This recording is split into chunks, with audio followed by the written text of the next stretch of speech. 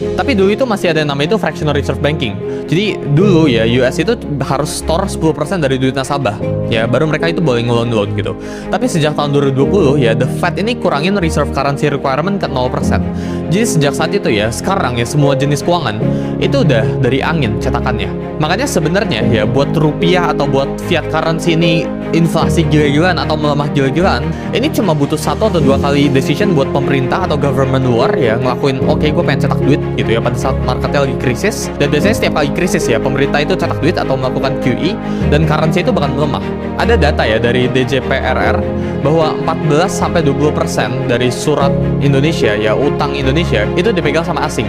Dan ketika mereka itu nggak merasa confident terhadap Indonesia ya, mereka jual, maka IDR atau rupiah ini bakal melemah. Dan sebenarnya kapan sih ini jual ya? Indonesia itu bisa perform sebaik-baiknya, tapi asing jual atau enggak ini nggak bergantung sama Indonesia terkadang ya, tapi bergantung itu sama US countries. Jadi ketika the Fed ya atau pemerintah bank sentral dari US ya itu melakukan yang namanya itu Fed rate ya, hike gitu ya, jadi suku bunga itu dinaikin atau turunin ya, maka ini yang akan mempengaruhi ya bahwa investor asing ini bakalan jual dari bonds ya di Indonesia atau enggak. Dan ketika the Fed ini naik turunin suku bunga, ini bakalan ngaruh ke rupiah. Jadi kan udah paham sini ya, kalau rupiah ya itu influence-nya itu bukan gara-gara Indonesia sendiri ya, tapi ketika negara lain itu membuat kebijakan ya, suatu kebijakan, ini rupiah ini bakalan terpengaruh juga.